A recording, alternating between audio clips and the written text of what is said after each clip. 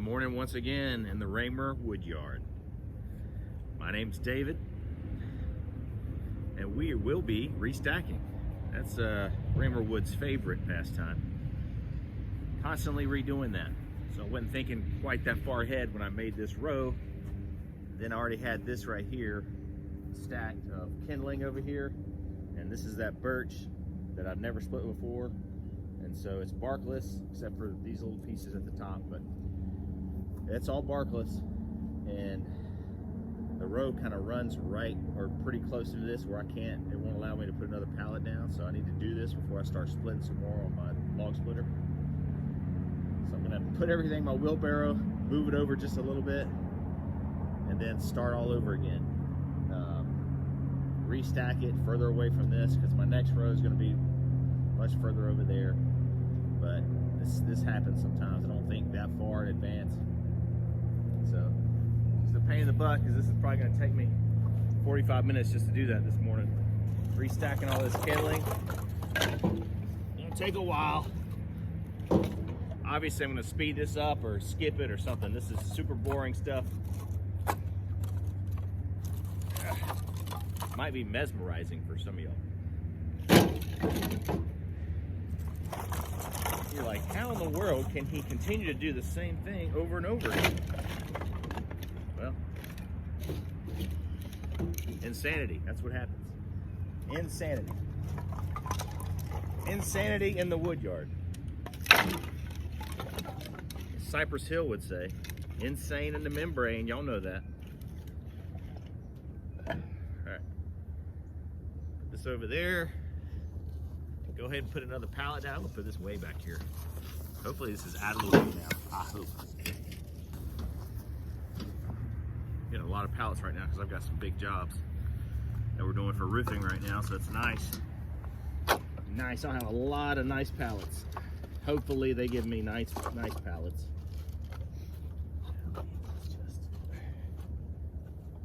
One board missing on the end of this pallet here. It's screwing me up. This is not gonna be perfect. This is gonna drive me nuts. I need to split. I don't need to be doing this.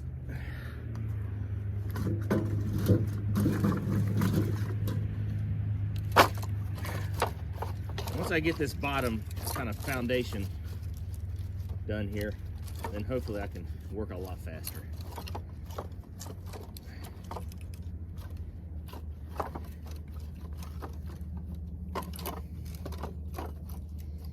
This is good hardwood, mixed hardwood, mostly oak kindling here. I'm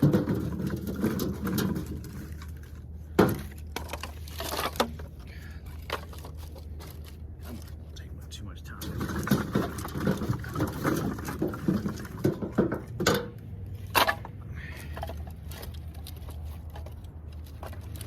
At least have it facing all the same direction, that'd be nice. Take my toboggan off. I'm already getting hot.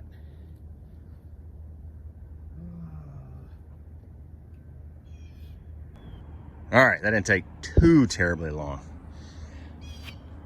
Done with that. I got enough space kind of for the wheelbarrow in there and for me to get in and out. That stuff's going to be gone before I start to use any of this firewood. So I'm not concerned about getting the trailer up and down right there. This is the high ground over here next to this stack, like in between reject pile and the softwood, kind of right in here. And right over there and around all my stacks, around, all the way around. That's all, like, I don't want to say high ground, obviously that's a lot lower, but it's firm ground. Okay, it is solid. But that's where I had the pallets going, like facing west. Okay, I was facing west, that direction, and kind of perpendicular to how I kind of have it now. So this is just stuff I'm learning. It's a work in progress, and because of those pallets being there, it's super muddy. So once I finally get this down, my directional way of my pallets here and my stacks, and it's still, I mean, you can see how kind of crooked it is. It's just impossible to get straight, exactly straight. north-south lines of firewood, stacks of firewood. I'll do my best. So I'll have one here, and then my next one's there. Here, this is a red maple, and that will go even further. It'll probably go about as far as this one goes towards the south, but the north is going to go quite a bit higher up here. And then 15 feet or so away from that will be another, probably oak / some of the harder woods that take a little longer to dry. This stuff doesn't take very long. That's why I'm going to stack a pretty long row here of stuff that'll take 6 to 8 months or so to dry. So when I was handling the birch over here, and it sounded really good and it felt pretty light, and I'm going to split a piece right now. I don't even know how long it's been. Maybe, what do y'all think, a month? A little over a month, maybe 2 months when I split this. I'm going to get one of those bigger pieces. I'm going to split it. I'm going to check the moisture. I'm just really curious about it. All right, I know this is probably funny to some of y'all. This is the biggest split that I had of the birch. So I split it in half, and it's reading 21%. I think it's been a couple of months when I split this. That's pretty incredible. What do y'all think about the birch? I know it's good fire starter, the bark at least, but I'm pretty sure this stuff burns very quickly, probably even quicker than maple, maybe about the same, soft maple. Anyway, 21%, probably a couple of months ago, maybe longer. I have to look back, maybe 3 months, I don't know. Anyway, it's interesting. All right, let's do a little video of splitting here. This is white oak that I'm splitting, roughly 16-inch pieces, just the right size.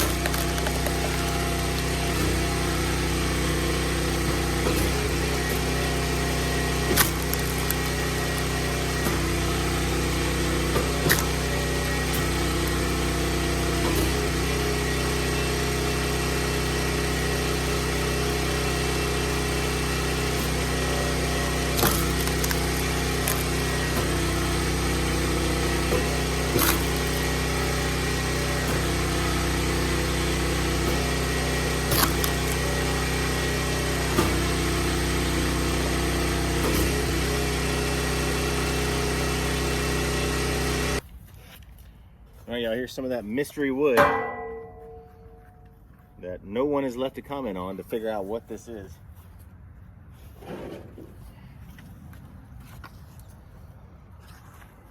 I believe it's a sour wood.